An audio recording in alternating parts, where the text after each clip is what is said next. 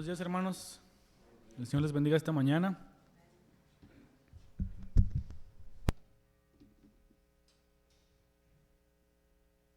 Este día vamos a tomar una pausa del el estudio en el libro de Mateo.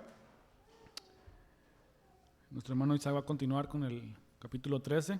Entonces esta mañana vamos a ver el tema de Hebreos capítulo 2, versículos 14 al 18. Un tema que le he puesto la importancia de la humanidad de Cristo, o la importancia de la necesidad de la humanidad de Cristo, ¿no? Para comenzar, vamos a poner el tiempo en las manos de nuestro Dios. Vamos a orar y para empezar. Padre Santo, Señor, a ti venimos esta mañana, Señor, y te pido, Señor, de tu gracia, pido de tu ayuda, Señor, esta mañana.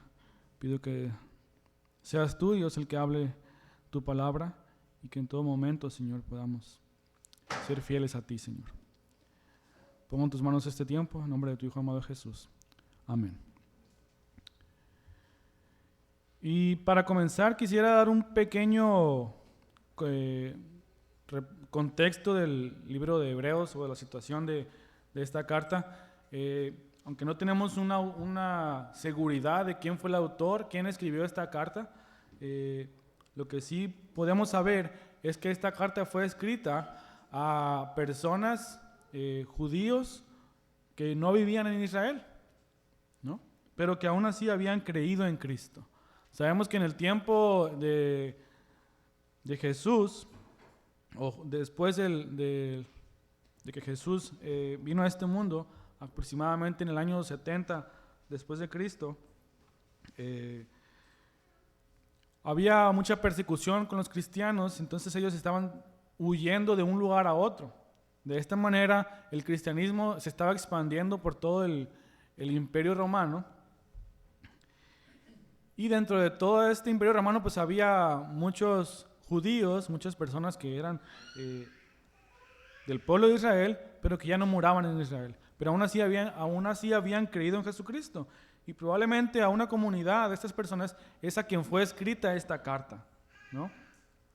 Y parece que lo que pasaba en esta situación o en estos lugares era que la persecución era tan fuerte que ellos estaban de alguna manera pues a tratar de seguir a Cristo, pero tratar de evitar cierta persecución o confrontación. Ellos estaban diciendo que Jesús era como un tipo de un ángel, ¿no? Más allá de decir que era un humano, una persona, o que era también 100% Dios, como que se estaba metiendo esta idea de decir que Jesús era un ángel para no meterse en problemas con el imperio y con la persecución, ¿no? Entonces esta carta parece que uno de sus propósitos era alentar a los hebreos y recordar que Jesucristo tenía que haber sido un humano, una persona, como cualquiera de nosotros, ¿no? De carne y hueso. Entonces vamos a ver en este pasaje la importancia, porque era tan importante que Jesús fuera un humano, una persona como tú y como yo. Y vamos a ver 3 puntos en este pasaje. Y el punto número 1, que está en el versículo 14a y el versículo 16 y 17, es que Jesús tenía que ser semejante a los hombres para poder ser el salvador de los hombres y para poder salvarnos del pecado. El punto número 2 es que Cristo vino a salvarnos para destruir el imperio satánico y liberar a los esclavos del pecado. Y el punto número 3 es que Cristo, siendo humano, es poderoso para ayudarnos en las tentaciones, así como Él mismo fue tentado. Entonces vamos a comenzar, o vamos a repasar estos versículos. Quiero que vayan conmigo, por favor, a Hebreos capítulo 2, versículo 14, donde dice: así que, por cuanto los hijos participan de carne y sangre, también Jesús participó de lo mismo. Si vamos ahí atrasito al versículo 10,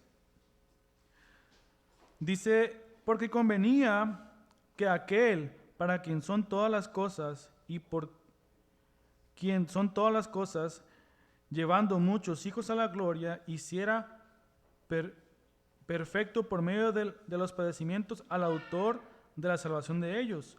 Porque tanto el que santifica como los que son santificados son todos de un Padre, por lo cual Él no se avergüenza de llamarlos hermanos. Si vemos aquí un poquito el contexto de este pasaje o de este versículo, donde versículo 14 dice que por cuanto los hijos participan de carne y sangre, los hijos a los que se está refiriendo aquí, más que nada, es a la humanidad en general.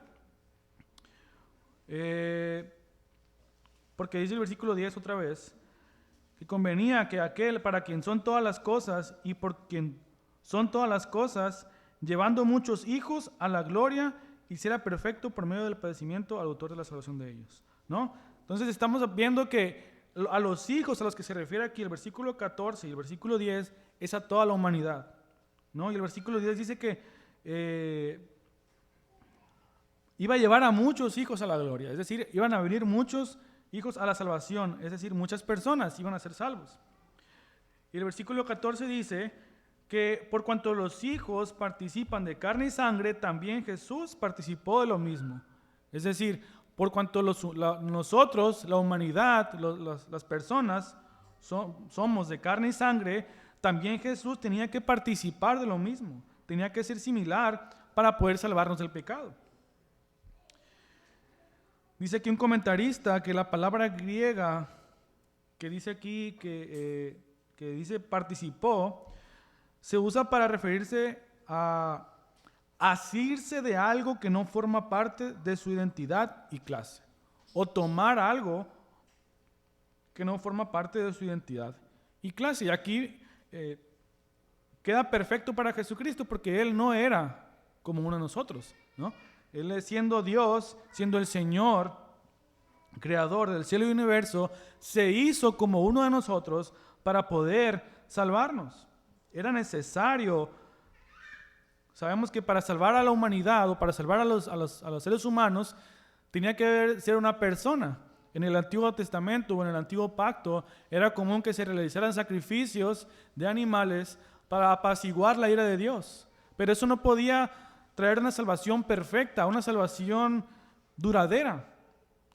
Por lo que era necesario que una persona muriera para salvar a la humanidad.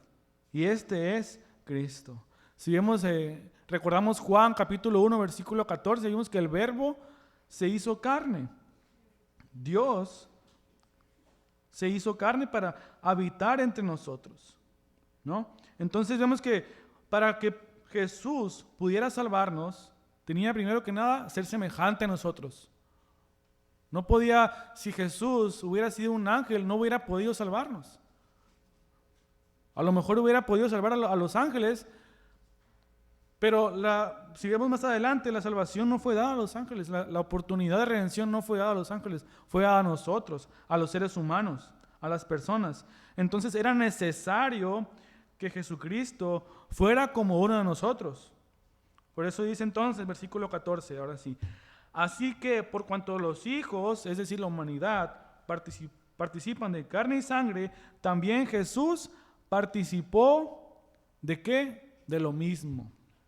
Era necesario que fuera similar a nosotros, que fuera como uno de nosotros. ¿Para qué? ¿O por qué? Vamos a ver ahí mismo el versículo 16 para seguir este punto número 1. Dice, porque ciertamente no ayuda a los ángeles, sino que ayuda a la descendencia de Abraham, ¿no? La salvación que Cristo ofrece no es para los ángeles, no es para cualquier otra ser, es para los seres humanos, ¿no? Y dice, porque ciertamente no ayuda a los ángeles, sino que ayuda a la descendencia de Abraham. ¿Quién es la descendencia de Abraham? Sabemos que es el pueblo de Israel, pero en un sentido más amplio, todos aquellos que creen. Si recordamos la historia de Zaqueo, cuando Jesús visitó a este hombre que era pecador, un recaudador de impuestos, en Lucas 19:9, dice que Zaqueo era un hijo de Abraham porque había creído el mensaje y se había arrepentido por sus pecados. De manera que podemos entender entonces que todos aquellos que creen son los que iban a ser beneficiados o salvos. Pero era necesario que Cristo fuera un humano, que fuera como uno de nosotros. La salvación, esto es algo importante, no es ofrecida a los ángeles. Y es algo que podemos meditar, es que a lo mejor hubiera sido, en cierto modo, sentido figurado, que hubiera sido mejor que salvar a los ángeles, porque son seres, pues de alguna manera más preciados o más divinos que nosotros. Nosotros somos seres humanos corrompidos, que estamos en nuestra condición humana, corrompidos totalmente hacia el pecado. Y hay ángeles que han caído, pero hay ángeles que no. Y aún así los ángeles son seres mucho más poderosos, mucho que sirven al Señor en todo lo que Él les habla. Pero aún así, la salvación no fue dada a los ángeles. A estos ángeles que cayeron, que se desviaron de obedecer al Señor, no tienen oportunidad de salvación. No tienen oportunidad de redención. Nosotros, como humanos, sí. Porque dice el versículo 16 que no ayuda a los ángeles, sino que ayuda a la descendencia de Abraham. ¿Por qué tenía que ser Jesús un ser humano como uno de nosotros? ¿Qué dice el versículo 17?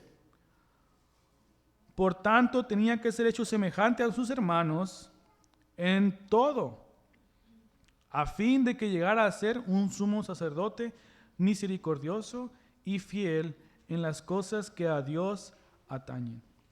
¿No? Dice que tenía que ser semejante en todos sus hermanos, es decir, a la humanidad. Cristo nació como uno de nosotros y vivió como cualquiera de nosotros. Y dice que fue hecho semejante a sus hermanos en todo.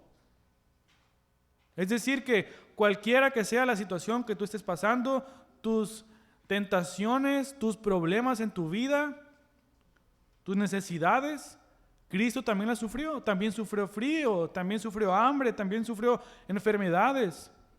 A lo mejor padeció de otras cosas. El punto es que fue semejante en todo a nosotros. El autor de Hebreos le dice a las personas que están leyendo esta carta, Jesucristo es semejante a nosotros en todo.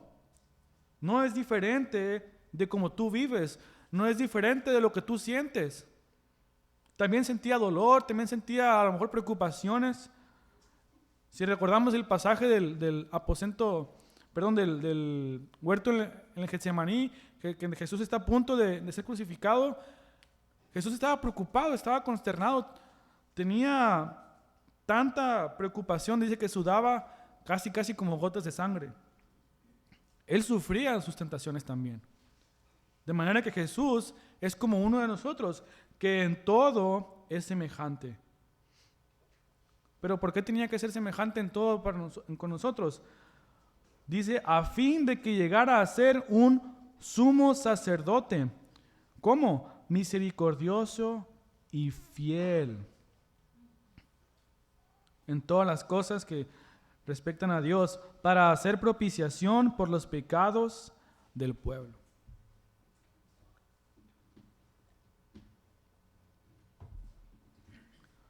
Si recordamos cuál es el oficio o la tarea de un sumo sacerdote, en cierto punto es interceder a Dios por el pueblo. Si vamos aquí mismo a Hebreos capítulo 5, versículo 1, para recordar lo que hacía un sacerdote principalmente una vez al año.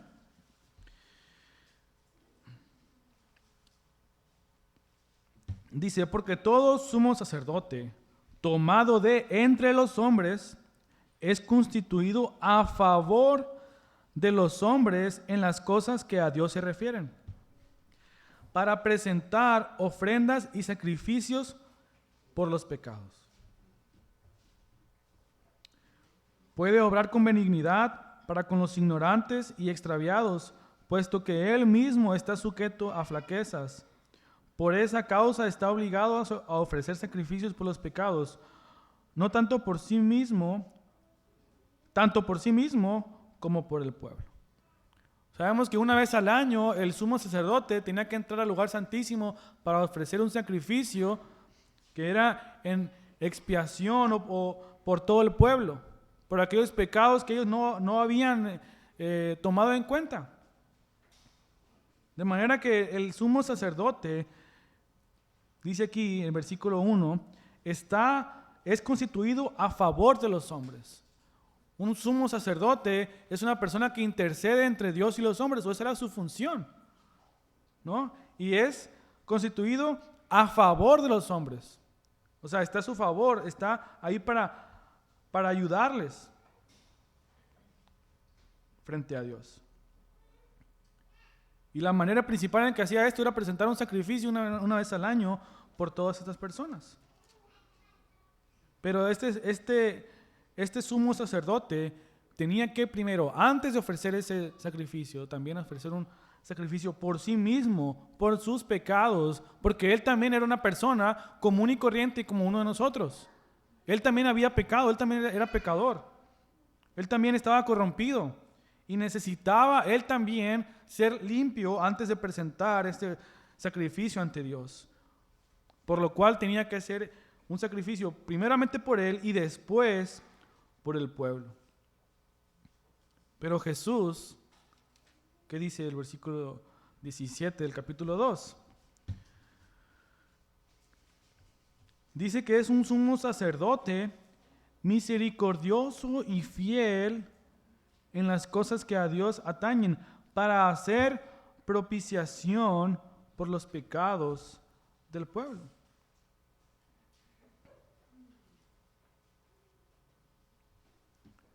Jesús entendía la situación que vivían las personas. Por eso Él dice, Él puede llegar a ser un sumo sacerdote misericordioso y fiel en cuanto a Dios. Recordemos que la palabra aquí, para hacer propiciación por los pecados, dice aquí un comentarista, que esa palabra se puede también traducir como conciliar o satisfacer. La obra expiatoria de Cristo tiene que ver con su ministerio de sumo sacerdote. Al participar de la naturaleza humana, Cristo demostró su misericordia hacia la humanidad y su fidelidad a Dios para satisfacer el requisito divino a causa del pecado y obtener así el perdón total para su pueblo. El sumo sacerdote en el antiguo pacto tenía que venir año tras año a presentar un sacrificio por el pueblo porque siempre seguían pecando. Pero el sacrificio de Cristo, la expiación que Cristo presenta es un sacrificio perfecto, de manera que ya no se necesitan más sacrificios. ¿Por qué? Porque Él era realmente Dios y vino a ser no solamente un sumo sacerdote, sino un gran sumo sacerdote, que pudo erradicar el pecado de la humanidad. Pero para hacer esto tenía que ser una persona, un humano, un ser humano como tú y como yo. Si hubiera sido Jesús un ángel, no hubiera podido ser posible que Él se hubiera entregado por propiciación por el pueblo de manera perfecta, de manera total. Tenía que una persona morir por las personas. De manera que aquí Cristo se presenta como el sumo sacerdote y también como la ofrenda, el sacrificio perfecto para limpiarnos del pecado. Y es lo que dice ahora el punto número 2, que Cristo viene a limpiarnos, a liberarnos del pecado, de ser esclavos del pecado. Y vamos a ver eso en el versículo 14, segunda parte.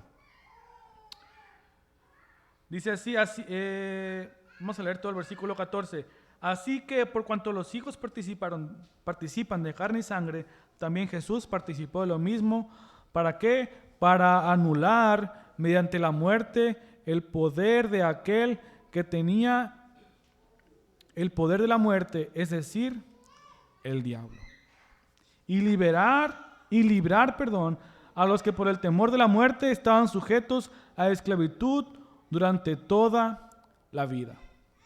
La palabra en Efesios capítulo 2 nos recuerda que en otro tiempo éramos esclavos del pecado. Vivíamos haciendo lo que el mundo hace. Si vamos ahí en Efesios capítulo 2, versículo 1 al 3.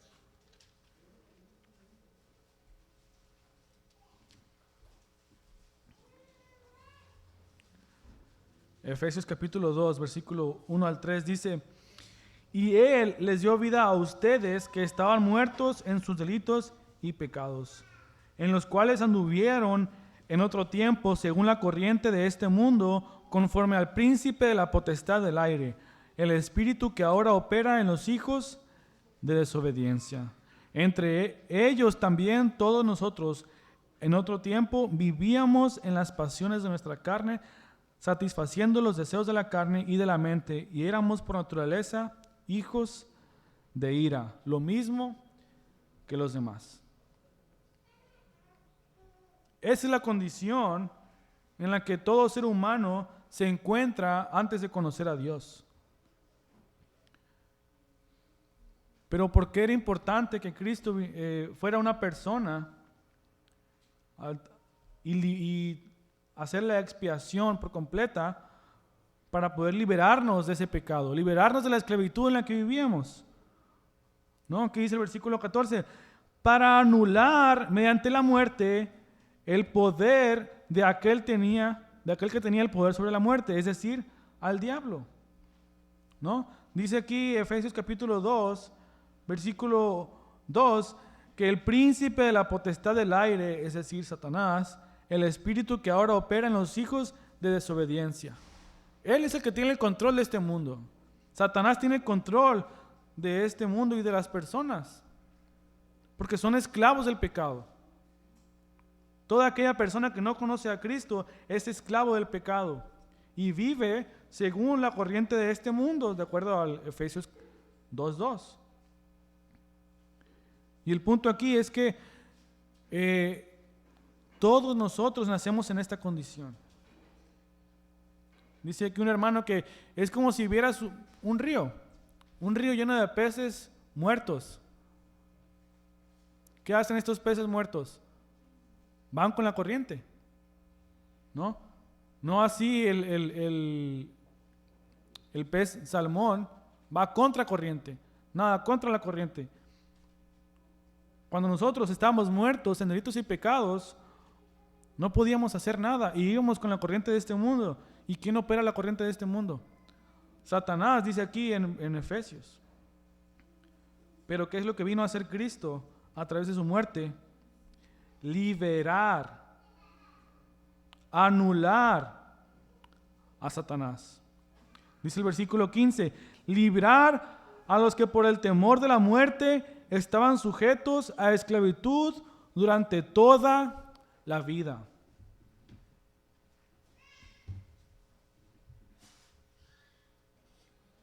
¿Tienes temor de la muerte, hermano? ¿Qué pasa cuando una persona se encuentra a punto de morir o ve cerca la muerte? A veces hay temor, a veces hay, pues empiezan a recordar toda su vida, todas las cosas que hicieron, tratar de arrepentirse en ese momento, porque tienen temor de la muerte.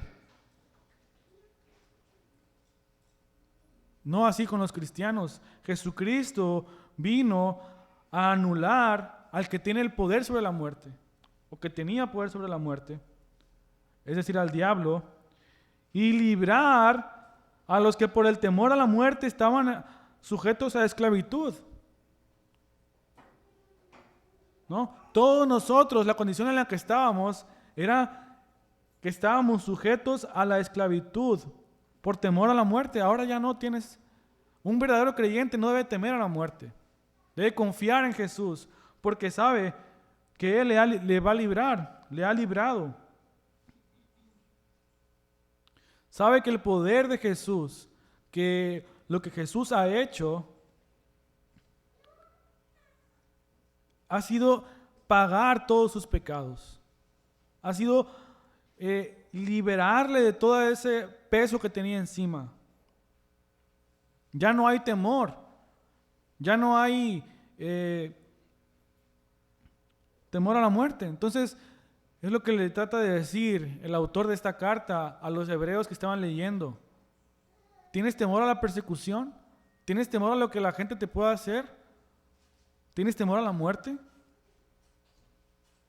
Ya no debemos tener temor, porque Jesucristo venció sobre la muerte. ¿No? Él vino a anular al que tenía este poder, es Satanás, a liberar a los que tenían temor sobre la muerte. Porque su sacrificio perfecto te hace acepto delante del Padre.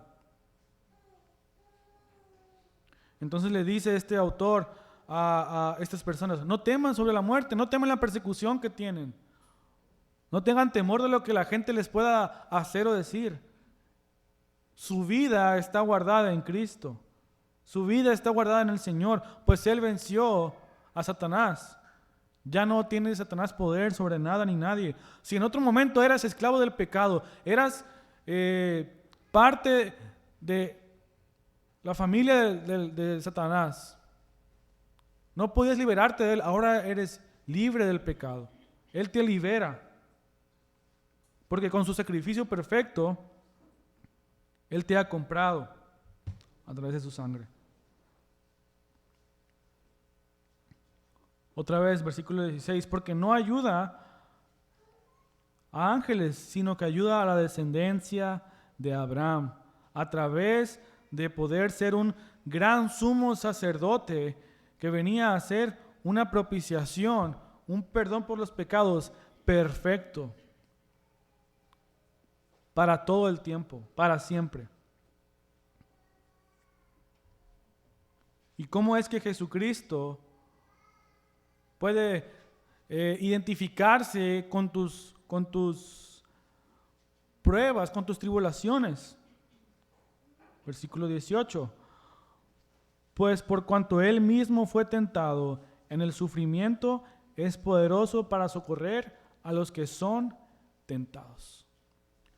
¿Por qué Jesús puede ser ese gran sumo sacerdote que es misericordioso para contigo? Porque Él experimentó lo que tú estás experimentando en este momento, o experimentaste o vas a experimentar. Las pruebas, tribulaciones, tus problemas, Jesucristo también los vivió. Dice el versículo 17 que Él es semejante en todo a sus hermanos, es semejante a todos nosotros. Y Él también fue tentado como tú fuiste tentado. Por eso, Él es poderoso para socorrer a los que son tentados. Entonces, el punto número 3 de este día es que Cristo es poderoso para ayudarnos en las tentaciones, porque Él también fue tentado, así como uno de nosotros.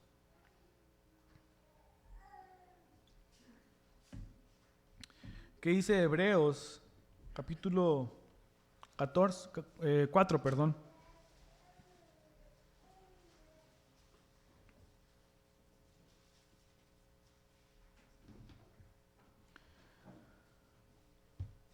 Por Hebreos 4:15.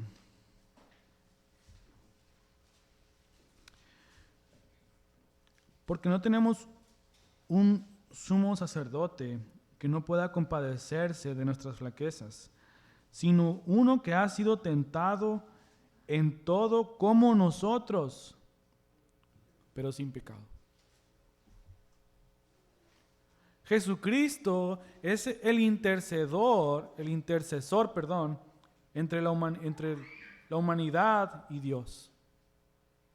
Esa es su tarea principal como sumo sacerdote. Pero Él sabe cómo interceder ante Dios, porque Él vivió como tú y como yo. Es un sumo sacerdote que es misericordioso, que se compadece de lo que tú estás pasando, porque Él también lo pasó.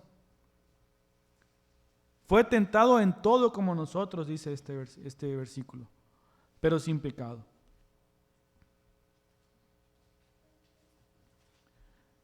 Podemos ver en Mateo capítulo 4, recordar cómo Jesús fue tentado.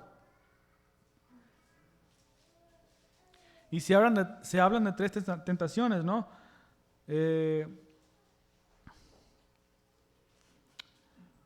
Las cuales rechaza o puede soportar confiando primeramente en el Padre y respondiendo a través de la palabra de Dios. Sin embargo, Él pudo resistir la tentación. Y el punto es que como Él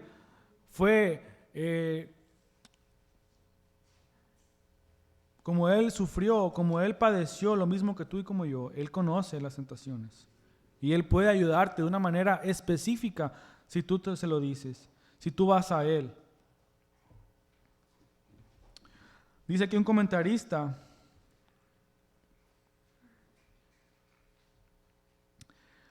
al haber pasado por tentaciones y padecimientos, Jesús puede ayudar a todos los que son tentados, que están atribulados y sufren padecimientos, pues es un experto en la materia y sabe cómo consolar, animar y ayudar a cada uno en sus respectivas circunstancias, las cuales varían considerablemente en cada caso y en cada persona.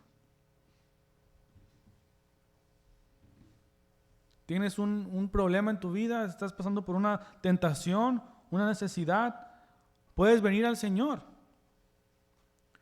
Puedes venir al Señor y entregarle esa carga que tengas. Y Él la va a entender, Él la va a conocer, porque Él también la vivió, Él también la padeció. Y Él conoce esa gran debilidad. De manera que vemos a Jesucristo, que una persona como tú y como yo, pero que al mismo tiempo era 100% Dios. Al ser 100% Dios, puede capacitarnos, puede ayudarte, puede socorrerte en todo momento. Pero no nada más es un Dios que conoce todas las cosas, sino que es un sumo sacerdote, es un gran sumo sacerdote que conoce tus debilidades, conoce las mías y puede socorrernos en momentos de debilidad. Y otra palabra, otra manera en que se puede traducir esto, de que es el gran sumo sacerdote, es como un gran sumo pontífice. Y no sé a qué te recuerda a ti esta palabra, pero esta me recuerda a una persona que está sentada ahí en Roma, ¿no? Por allá en el Vaticano. Pero ninguna persona puede ser un gran sumo sacerdote, un gran pontífice, un gran intercesor entre Dios y los hombres, solamente Jesucristo. Porque Él vivió como nosotros y es también 100% Dios. Nadie ni nada intercede entre Dios y nosotros, sino solamente Jesús. Ni el Papa, ni María, ni nada, ni nadie puede hacer esta obra perfecta. Ni ninguno de los sumos sacerdotes que vinieron detrás de Jesús podían hacer esta obra perfecta como Cristo la hizo, porque Él era perfecto, sin pecado.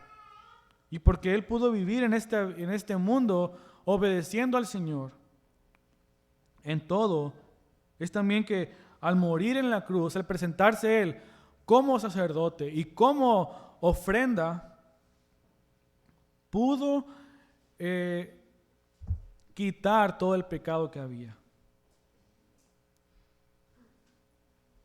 Entonces vemos a Jesús como el gran sacerdote que te conoce, que sabe cómo eres, que te puede ayudar en tus momentos de debilidad, pero también el gran sacerdote que puede interceder al Señor por ti. Es Jesús el que intercede, es Jesús el que te conoce, es Jesús a quien podemos recurrir en nuestros momentos de debilidad. Es por eso que el autor de Hebreos le dice a los que están leyendo esta carta, ¿están sufriendo? ¿Tienen problemas? Jesús te puede ayudar. Si Jesús hubiera sido un ángel, probablemente no hubiera podido hacer este sacrificio perfecto, estar en la condición de ser el gran sumo sacerdote que intercede por ti al Padre. Si Jesús hubiera sido un ángel, no hubiera podido salvarnos de la manera en que nos salvó. Si Jesús hubiera sido un ángel, no hubiera podido lo que ellos profesaban en ese momento como cristianos, pues hubiera sido en vano. Solamente a través de que Jesús fue un humano, una persona como tú y como yo, es que puede liberarnos de la muerte y del pecado, liberarnos de la esclavitud en la que vivíamos, ser ese gran sumo sacerdote e interceder al Padre y ayudarnos en las tentaciones o en las pruebas que estamos pasando. Si Jesús no hubiera sido un hombre como tú y como yo, no hubiera podido hacer estas funciones que Él hace. Interceder por ti, conocer lo que es lo que tú vives.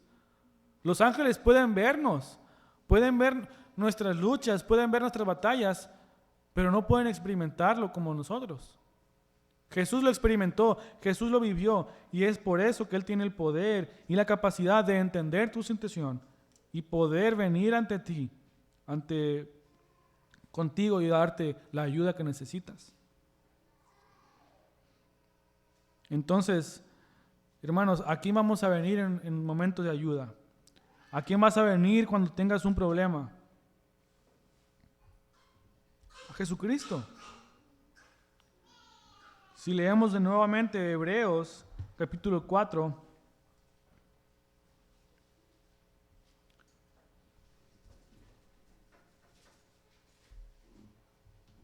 versículo ahora 14. El consejo, la esperanza que da aquí dice: teniendo pues un gran sumo sacerdote que trascendió los cielos, Jesús, el Hijo de Dios, retengamos nuestra fe. Porque no tenemos un sumo sacerdote que no pueda compadecerse de nuestras flaquezas, sino uno que ha sido tentado en todo como nosotros, pero sin pecado. Por tanto, acerquémonos con confianza al trono de la gracia, para que recibamos misericordia y hallemos gracia para la ayuda oportuna. ¿A quién vas a venir? A Cristo. Él es ese gran sumo sacerdote que te conoce, que fue tentado en todo. Por eso Él puede ser misericordioso y podemos hallar misericordia en Él. Por eso dice el versículo 16, acerquémonos con confianza al trono de la gracia, porque ya no eres esclavo, sino libre. Ya no eres esclavo del pecado. Ya no tienes el poder del pecado sobre ti. Me decía un hermano, no necesitamos pecar. No necesitamos pecar, ya no estamos obligados a hacerlo. Porque hemos sido liberados del pecado, de la esclavitud, del poder de Satanás. Entonces, hermanos, confiemos en Jesucristo como nuestro Salvador, como nuestro Redentor, como el sacerdote que intercede por nosotros y a quien podemos acercarnos ante Él confiadamente, porque nos comprende, porque nos entiende, y que en todo momento podamos ser libres, pero para alabar al Señor, para vivir vidas en adoración al Señor y ser siervos que nos sometemos a Él voluntariamente. Somos esclavos del Señor porque queremos serlo, porque queremos someternos a Él y porque queremos venir ante Él. Entonces, ese es el mensaje, hermanos, del día de hoy. Confiemos en el Señor, recordemos en su obra en la cruz, en su sacrificio, que fue sumo sacerdote, pero también fue ese sacrificio perfecto que pudo quitar, que pudo borrar ahora sí el pecado de nosotros. Y que un día cuando estemos frente a Él podemos estar libres de pecado y le veremos y le podemos adorar, alabar, porque somos libres para alabarle y para glorificarle en nuestra vida. Oremos, hermanos. Padre Santo, Señor, esta mañana, Señor, queremos reconocer nuestras debilidades, Señor. Queremos reconocer nuestra necesidad de ti. Queremos reconocer que somos pecadores, Señor, que te necesitamos en todo tiempo, Señor.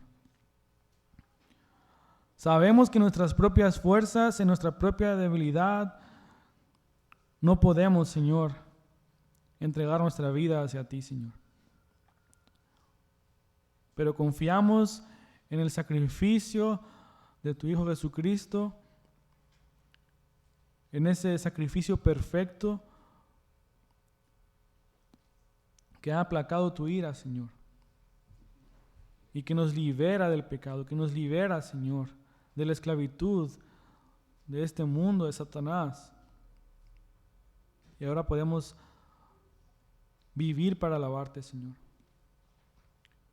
Porque tú conoces nuestra condición, tú conoces también nuestras debilidades. Número 1, porque tú nos creaste. Número 2, porque viviste como nosotros. Y sabes, Señor, cuál es la manera perfecta en que podemos ayudarnos, Señor. Ayúdanos, Señor, a recordar estas verdades en todo momento. Ayúdanos a recordar en todo tiempo que en ti podemos confiar. Que tú nos ayudas, que tú nos guardas, que tú nos capacitas, Señor, en momentos de debilidad, momentos de tentación. Y que podamos confiar plenamente en ti, Señor, no dudar. No dudar de tu poder, no dudar de tu grandeza, Señor, sino que podamos esperar en ti, Señor. Y sabemos que tú nos ayudarás, porque tu palabra nos dice, Señor. En ti confiamos, Señor, en ti ponemos nuestra esperanza, Señor. Ayúdanos a que en todo momento podamos presentarte, Señor, nuestras tentaciones, nuestras debilidades, y esperar tu ayuda, Señor. Y por tu gracia, Señor, poder ser vencedores, poder resistir las tentaciones. Gracias, Señor, te damos porque tú puedes ayudarnos. Gracias te damos porque sabemos que tú nos conoces, Señor, y en ti podemos confiar, Señor. A ti sea, Señor, toda la gloria y toda la honra, Padre. En nombre de tu Hijo amado Jesús. Amén.